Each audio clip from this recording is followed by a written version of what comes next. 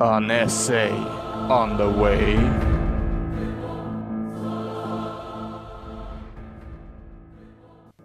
Hi guys, I'm the Amastorian and welcome back to my channel. Now I've had some snarky remarks on different medias to spelling, if you can believe it. Yeah, me, spelling, bad spelling. Actually I can't believe it, because I do have bad spelling. And that is sort of what I'm gonna talk about. Dyslexia. Just because I love history so much, I'm gonna dig into the history of dyslexia. And I'm gonna tell you how it's like to live with dyslexia. Now, if you don't want to see that, just skip it. First, we're gonna dig into the history. But in this video, I'm gonna do something different. I'm gonna use so much text that I can to highlight my points, but in this one, I'm not gonna correct my mistakes with my spelling, so you can see how bad it would be if I did not do it. Okay? So let's get into it. Let's get into the first part, which is gonna be the history. In the late 19th century, there were 3 different German doctors who, separately from each other, discovered reading and writing difficulties. The name they prominently used were word blindness. And these doctors were Adolf Kosmail, Oswald Berkham, and Rudolf Berlin. Now, Rudolf Berlin was the one who first used the word dyslexia, deriving the word from Greek, dys meaning difficult, and lex meaning word, speech. Dyslexia, difficult word, difficult speech. Very roughly translated. The discovery of dyslexia was made when a patient had a very difficult time to learn to read and write, despite that he had normal brain functions in other ways.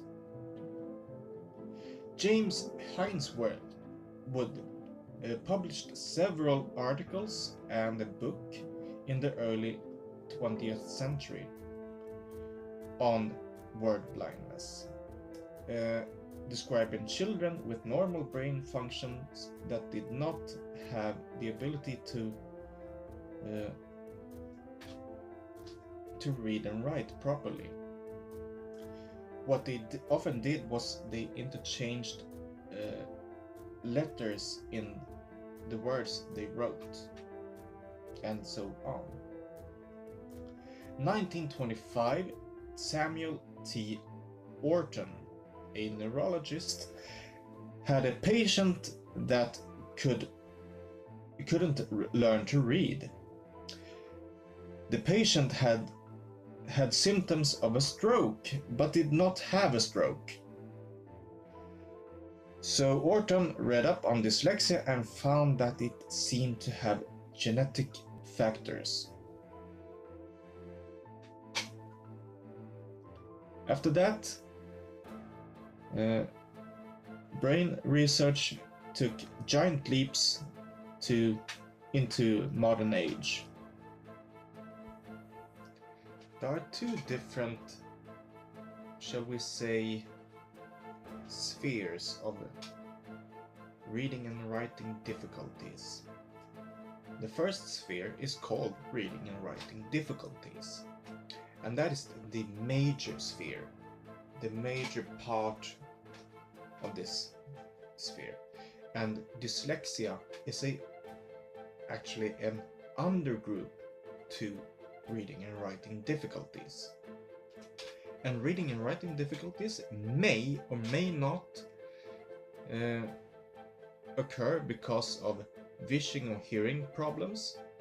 It may be cultural or language understimulating. It may be language dysfunction, or it may be bad teaching. It may be emotional problems, and it may be that the person has another first language. It may be any of these or none of these, but that is the major part of reading and writing difficulties, and dyslexia is a smaller part. And what is dyslexia more in general? Well, often it's genetic, and it may also be it also means often this symptoms does not mean that every person with dyslexia has every one of these symptoms. It may be just one, or it may be the whole lot, but these are often common, but it doesn't mean that everyone has all of them. Okay? Decoding with learning to read, problems to connect the letters with sounds in the language, slow reading with much effort, choppy reading with lack of flow, missed parts of or entire words, difficulty to separate difficulty to separate certain sounds in the language, like u or y, or g or k. Bad handwriting and bad spelling, mixing up letters that look similar, like N and M, or B and D, B and P, B and Q, A, Ä, O and Ö. Letter combinations like NG or GN.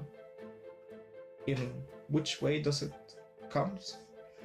And another big part for people with dyslexia is that often when you're supposed to read, the letters starts to dance on the page.